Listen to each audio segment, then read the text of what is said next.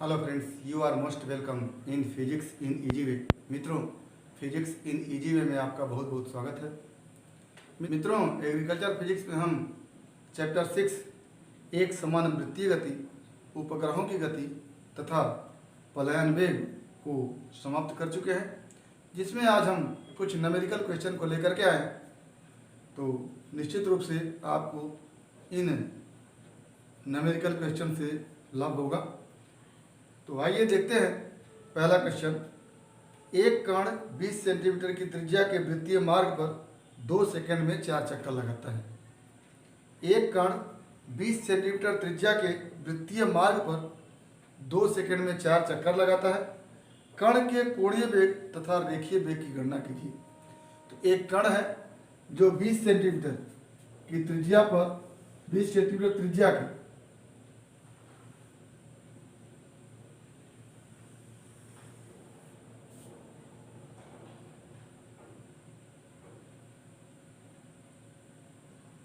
एक कण है जो 20 सेंटीमीटर की त्रिज्या के वृत्तीय मार्ग पर चक्कर लगा रहा है और 2 सेकंड में 4 चक्कर लगा रहा है। तो कण का क्या ज्ञात करना है? कोणीय वेग ओमेगा क्या होता है वो ज्ञात करना है और रेखीय वेग भी क्या है वो ज्ञात करना है। तो कण के कोणीय वेग के लिए हम जानते हैं कि कोणीय वेग omega equal to 2 pi N होता है। यहाँ एन जो है, एन 1 सेकेंड में चक्रों की संख्या है, चक्रों की संख्या है। तो 1 सेकेंड में चक्रों की संख्या एन है। तो ऐसी स्थिति में ओमेगा इक्वल टू हो जाता है 2 पाई इंटू, आप सवाल में देख रहे हैं कि 2 सेकंड में 4 चक्कर लग रहा है। तो 1 सेकंड में कितना चक्कर लगेगा? 2 चक्कर लगेगा। तो लिखेंगे n इक्वल टू 4/2। क्या 2 सेकंड में 4 चक्कर, तो 1 सेकंड में कितना हो जाएगा? 4/2 चक्कर। तो 1 सेकंड में जितना चक्कर लगता है उसी को आप क्या कहते हैं? n कहते हैं। तो ये हो जाएगा omega equal to 2 pi, N की जगह हम क्या लिख देंगे? 4/2। तो 2 से कटा और ओमेगा इक्वल टू क्या आ गया? 4 पाई रेडियन पर सेकेंड। ये आपका कोणीय वेग हो गया। आगे रेखीय वेग भी आपको निकालना है। तो रेखीय वेग v equal to R omega आप जानते हैं। तो v इक्वल टू आर का मान 20 सेंटीमीटर है। तो इसको आप मीटर में बदल लेंगे 10⁻² से गुणा करके, इंटू ओमेगा, ओमेगा का मान 4 पाई हो गया। तो v इक्वल टू हो जाता है 80 पाई इंटू 10⁻² मीटर प्रति सेकेंड, या इसको आप लिख सकते हैं 8 पाई इंटू 10⁻1 मीटर पर सेकेंड, या इसी को आप लिख सकते हैं 0.8 पाई मीटर पर सेकेंड। ये आपका हो जाता है रेखीय वेग। तो कोणीय वेग के लिए आप omega equal to 2 pi N का फॉर्मूला लगाएंगे और एन यहाँ पर है 1 सेकंड में चक्करों की संख्या। 1 सेकंड में कितने चक्कर होंगे? आपके सवाल में दिया हुआ है कि 2 सेकंड में 4 चक्कर है। तो 1 सेकंड में 2 चक्कर हो जाएंगे। तो 4/2 कहें या 2 कहें, तो यहाँ पर हम एन की जगह हम क्या लिख देते हैं? 4/2। आंसर हमारा बन के जाता है 4 पाई रेडियन पर सेकेंड। और रेखीय वेग के लिए v बराबर आर ओमेगा आप जानते हैं। तो r का मान 20 सेंटीमीटर है, उसको आप मीटर बदल लिए 10⁻² का गुणा करके, और ओमेगा का मान 4 पाई निकाल चुके हैं। तो इन दोनों का से मल्टीप्लाई करेंगे तो अंत में आपका आ जाएगा 0.8 पाई इंटू 0.8 पाई मीटर प्रति सेकेंड। तो ये हमारा पहला क्वेश्चन है। अगला क्वेश्चन हम देखते हैं। अगला क्वेश्चन है, एक डोरी अधिक से अधिक 200 न्यूटन का बल बिना टूटे सह सकती है। एक डोरी है, अधिक से अधिक 200 न्यूटन का बल बिना टूटे सह सकती है। इस डोरी के 1 मीटर लंबे टुकड़े की एक सिरे पर 1 किलोग्राम द्रव्यमान का पिंड बांधकर क्षैतिज तल में घुमाया जाता है। ज्ञात कीजिए कि पिंड को अधिकतम कितनी कोणीय वेग से घुमाया जा सकता है कि डोरी न टूटे। तो डोरी से एक पत्थर का टुकड़ा बंधा हुआ है 1 किलोग्राम का, या कह ले 1 किलोग्राम का कोई पिंड बंधा हुआ है 1 kg, और इसको डोरी की लंबाई 1 मीटर है। 1 मीटर डोरी की लंबाई है और 1 किग्रा द्रव्यमान का एक पिंड इससे बंधा हुआ है और इसको घुमाया जाता है। घुमाने पर डोरी में एक टेंशन T उत्पन्न होता है और जो किसके बराबर होता है, अपकेंद्र बल के बराबर होता है। यानी कह लें कि डोरी से बंधे हुए पिंड को यदि हम वृत्ताकार पथ पर घुमाते हैं तो एक अपकेंद्र बल लगता है, अपकेंद्र बल, और जिसका मान किसके बराबर होता है, अभिकेंद्र बल के।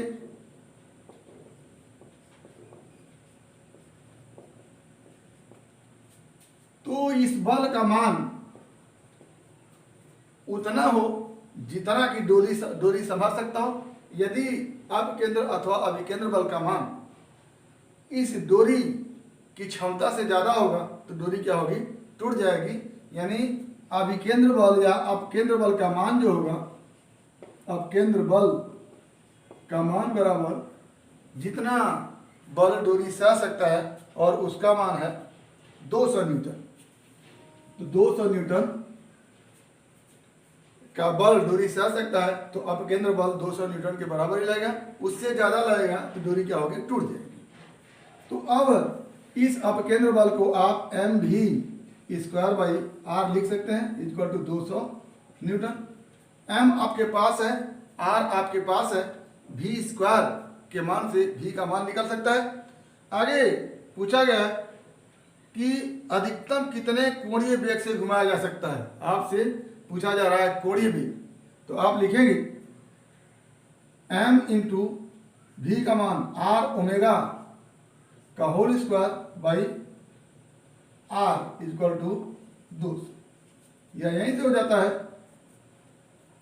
m 1 kg गुणे r 1 मीटर गुणे omega square, r square omega square, या 1 का स्क्वायर कर लें, ओमेगा स्क्वायर कर लें, तो बटा क्या हो जाएगा 1।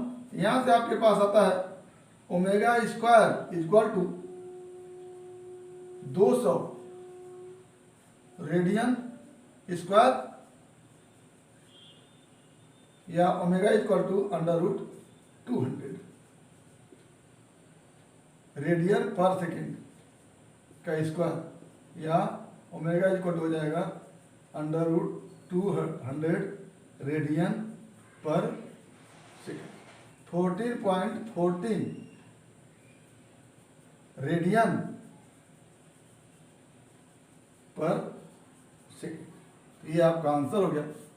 आपसे सवाल में कहा गया है कि एक डोरी 200 न्यूटन के बल को सह सकती है। इस डोरी से 1 किग्रा का द्रव्यमान बंधा गया है और डोरी की लंबाई 1 मीटर है। तो इसको किस कोणीय वेग से घुमाया जाए कि डोरी टूटे ना। तो अब यदि इस डोरी से इस पिंड को घुमाया जाता है तो इस डोरी पर अपकेंद्र बल बाहर की ओर लगता है और अपकेंद्र बल डोरी पर लगने के कारण उतना अपकेंद्र बल लग सकता है जितना कि डोरी संभाल सकती है। डोरी 200 न्यूटन को संभाल सकती है तो अपकेंद्र बल का मान 200 न्यूटन होगा। और आप जानते हैं कि अपकेंद्र बल का मान अभिकेंद्र बल के मान के बराबर होता है।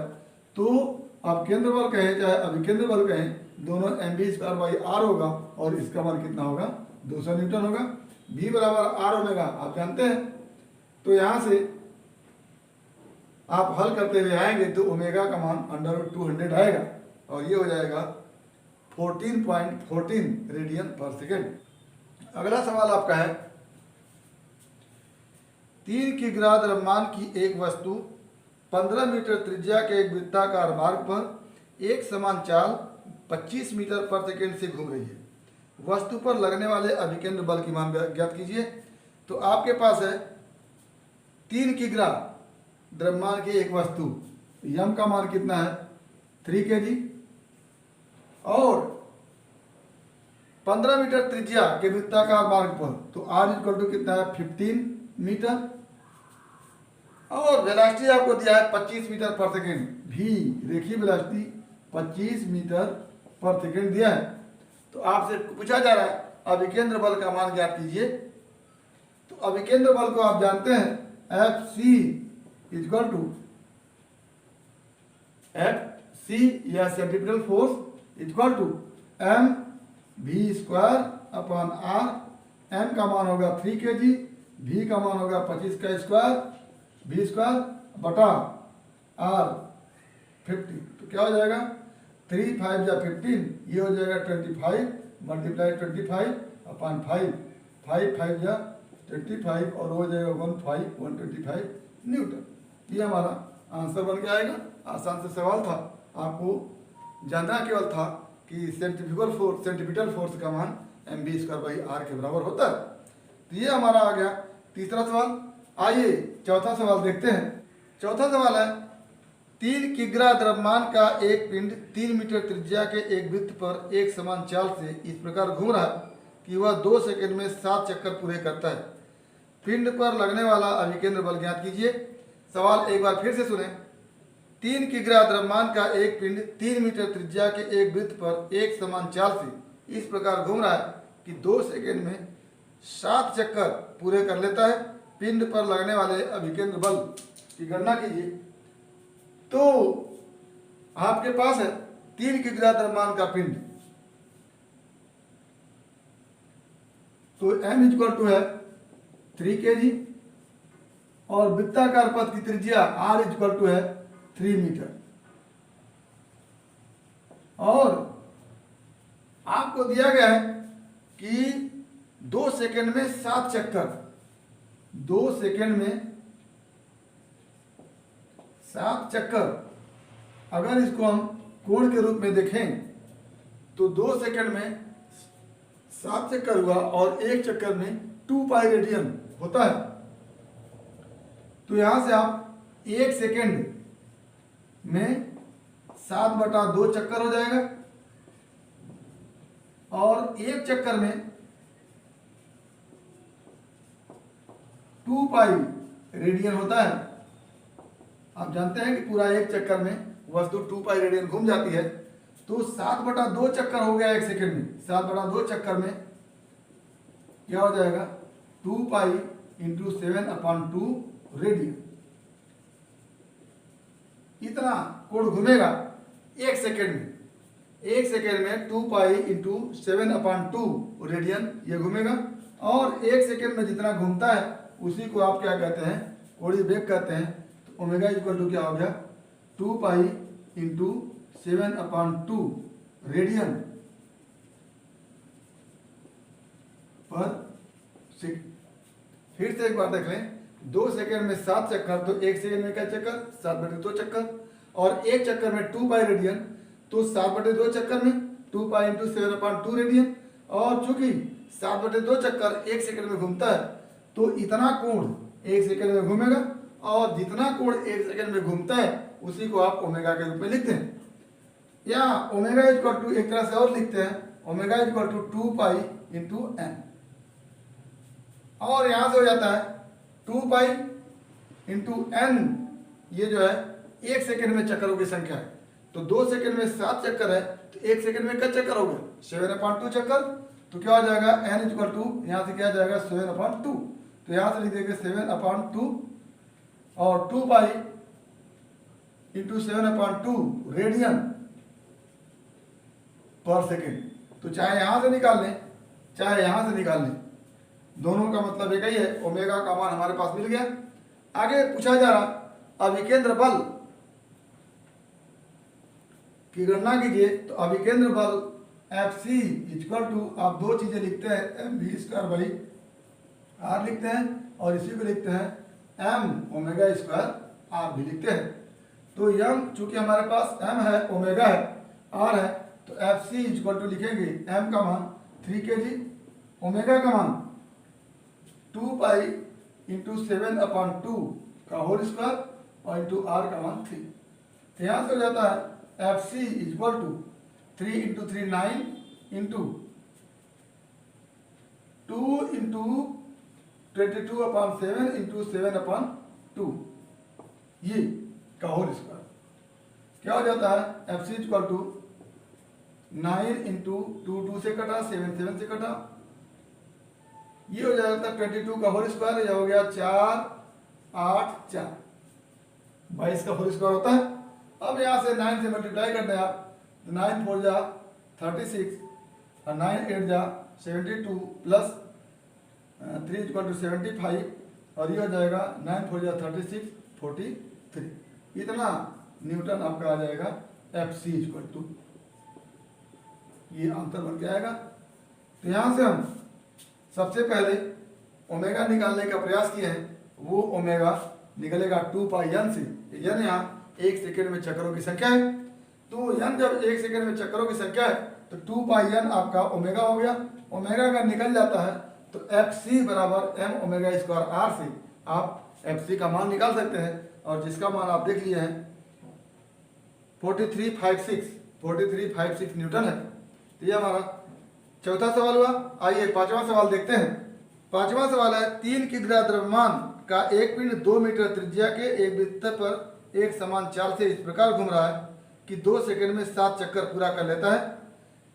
पिंड पर लगने वाले अभिकेंद्र बल की गणना कीजिए। तो यहाँ पर भी आपके पास m इक्वल टू 3 kg है, r इक्वल टू 2 मीटर है और n इक्वल टू 7/2 होगा। क्यों? क्योंकि 2 सेकंड में 7 चक्कर पूरा करता है, तो 1 सेकंड में क्या चक्कर पूरा करेगा? 7/2 चक्कर पूरा करेगा। तो यहाँ से ओमेगा इक्वल टू हो जाता है 2 पाई इंटू 7/2। तो ये ओमेगा इक्वल टू पिछले सवाल की तरह आएगा आपका, केवल वहां पर आर का मान 3 रखे थे, यहाँ पर आर का मान 2 रखेंगे। तो फिर एफ सी इक्वल टू क्या हो जाता है एम ओमेगा स्क्वायर आर, और एम का मान है 3 kg, ओमेगा का मान है 2 पाई इंटू 7/2 का स्क्वायर इंटू आर की जगह 2। यहाँ से आप लिखते हैं 3 इंटू 2 से कटता है 22/7 गुणे 7 का होल स्क्वायर इंटू 2, फिर वही बनता है 6 इंटू 484 और आपका बन के आता है 2898 न्यूटन, ये आंसर बन के आता है। तो बिल्कुल इसके पहले वाला जो चौथा सवाल था उसी की तरह ये पांचवा भी था। आइए छठवां सवाल देखते हैं।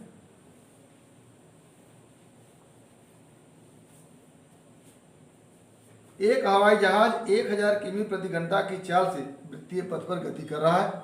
ज्ञात कीजिए आधे चक्कर में उसके वेग में क्या परिवर्तन होगा। दूसरा, पूरे एक चक्कर के पश्चात उसका वेग में परिवर्तन क्या होगा। तो एक जहाज है जो 1000 किमी प्रति घंटे की चाल से एक वृत्ताकार पथ पर गति कर रहा है। इस तरह से वृत्ताकार पथ है। मान लीजिए यहां से चलना शुरू करता है, तो यहां पर वेग की दिशा इधर की तरफ होगी 1000 km पर आवर, और यहां पर वेग की दिशा इधर की तरफ होगी। ये हो गया v1 इक्वल टू 1000 और v2 इक्वल टू क्या हो गया 1000 km पर आवर। लेकिन दोनों की परिमाण तो सेम है। दिशा की बात करें तो दिशा एक अपवर्ड डायरेक्शन में, यहाँ पर देखिए फिगर के हिसाब से एक डाउनवर्ड डायरेक्शन में है। तो इसका मतलब कि वेग की दिशा एक दूसरे के विपरीत है। तो आधे चक्कर में पिंड यहाँ से चला यहाँ पहुँच गया। तो आधे चक्कर में क्या स्थिति बन रही है कि पहले वेग v1 अपवर्ड डायरेक्शन में था, अब वेग v2 डाउनवर्ड डायरेक्शन में है। तो परिवर्तन क्या हो गया, वेग परिवर्तन बराबर v2 माइनस v1। क्या हो जाएगा, v2 को अगर हम प्लस माने नीचे की ओर तो क्या हो जाएगा 1000 माइनस नीचे वाले को प्लस मानना है तो ऊपर वाले क्या मानेंगे, माइनस मानेंगे, फिर हो जाएगा 1000 माइनस 1000। अब क्या हो जाएगा 2000 km पर आवर। इसमें केवल कॉन्सेप्ट क्लियर होना चाहिए कि वृत्ताकार पथ पर गति कर रहे पिंड का प्रत्येक बिंदु पर वेग परिवर्तन होता रहता है। परिमाण तो वही रहता है लेकिन दिशा लगातार बदलती रहती है। तो इस बिंदु पर आप देख रहे हैं दिशा ऊपर की ओर है, इस बिंदु पर दिशा नीचे की ओर है। अगर नीचे वाले दिशा को हम प्लस मान लें तो V2 plus 1000 V2 equal to plus 1000 km per hour और V1 equal to minus 1000 km per hour. अब वेग परिवर्तन अगर निकालना चाहें, वेग परिवर्तन बराबर हो जाता है V2 माइनस V1 और V2 है 1000 और माइनस V1 है माइनस 1000, तो दोनों मिलकर क्या हो जाता है 2000 km पर आवर। ये हमारा इसका सॉल्यूशन हुआ। अब कहा जा रहा है कि पूरे एक चक्कर में उसके वेग में परिवर्तन क्या हो जाएगा। तो अगर पूरे एक चक्कर को देखें तो यहां से चलना प्रारंभ करता है तो शुरू में वेग 1000 km पर आवर है और अंत में वेग फिर एक चक्कर पूरा करके यहीं पर आ जाता है। तो शुरू में जो वेग था वही वेग अंत में हो गया, यानी प्रारंभिक वेग बराबर क्या हो जाएगा अंतिम वेग। तो वेग परिवर्तन क्या हो जाएगा, वेग परिवर्तन बराबर अंतिम वेग माइनस प्रारंभिक वेग, और अंतिम वेग में से प्रारंभिक वेग क्योंकि दोनों बराबर है क्या हो जाएगा 0 हो जाएगा। तो यहाँ पर वेग परिवर्तन क्या हो गया 0 हो गया, यानी आधे चक्कर में वेग परिवर्तन 2000 km पर आवर हो गया और पूरे चक्कर में वेग परिवर्तन क्या हो गया 0 हो गया। तो ये आपका 6वां सवाल था। आइए 7वां और अंतिम सवाल देखते हैं। एक कण 20 सेमी त्रिज्या के वृत्ताकार पथ पर प्रति सेकंड 4 चक्कर लगाता है। एक कण 20 सेमी त्रिज्या के वृत्ताकार पथ पर प्रति सेकंड 4 चक्कर लगाता है। प्रति सेकंड 4 चक्कर का मतलब होता है 1 सेकंड में 4 चक्कर, और 1 सेकंड में जितना चक्कर लगाता है उसी को हम n कहते हैं। तो यहाँ पर n इक्वल टू क्या हो गया 4 और r इक्वल टू आपको दिया हुआ 20 सेमी त्रिज्या 20 सेमी, और इसको आप लिख सकते हैं 20 इंटू 10⁻⁻2 मीटर। r हो गया आपके पास और n हो गया आपके पास। कण पर अभिकेंद्र त्वरण की गणना कीजिए। अभिकेंद्र त्वरण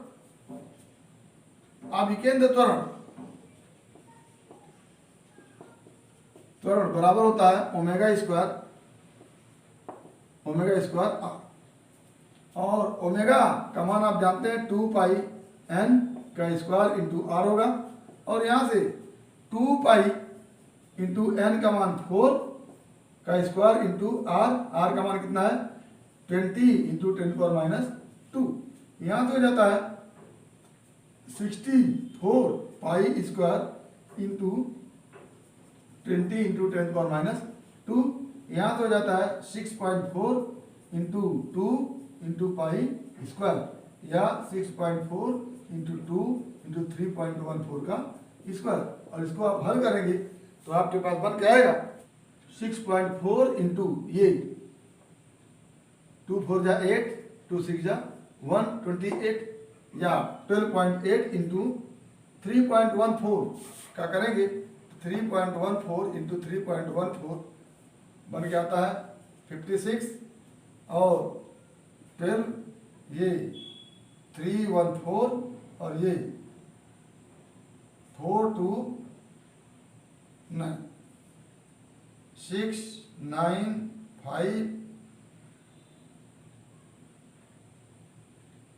8 9। तो एक तरह से ये 9.9 बन के आएगा। तो 9.9 जो है लगभग 10 के बराबर है, ये कम से कम लगभग 128 आएगा। इसको आप गुणा करके क्लियर निकाल सकते हैं। तो ये हमारा 7वां सवाल है। तो इस तरह से इस चैप्टर के सारे न्यूमेरिकल क्वेश्चन आपके हुए।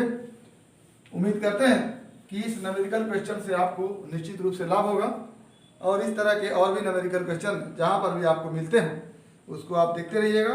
अगर न्यूमेरिकल क्वेश्चन में किसी प्रकार की कोई परेशानी हो तो आप हमारे यूट्यूब चैनल के कमेंट बॉक्स में कमेंट करके अपनी समस्या का समाधान करेंगे। साथ ही यदि हमारा ये वीडियो क्लिप पसंद आया हो तो प्लीज़ लाइक करेंगे, शेयर करेंगे और हमारे यूट्यूब चैनल को सब्सक्राइब करेंगे, ताकि इस तरह के वीडियो का नोटिफिकेशन आपको मिलता रहे और आपकी एग्रीकल्चर फिजिक्स की मुकम्मल तैयारी होती रहे। तो आज बस इतना ही। अगला टॉपिक अगले चैप्टर से होगा, जिसका नाम है घर्षण, फ्रिक्शन। तो अगला हमारा चैप्टर 7 फ्रिक्शन से है। तो अगला वीडियो क्लिप अगले चैप्टर से होगा। आज बस इतना ही। आपके भविष्य के लिए एक बार फिर बेस्ट ऑफ लक। धन्यवाद।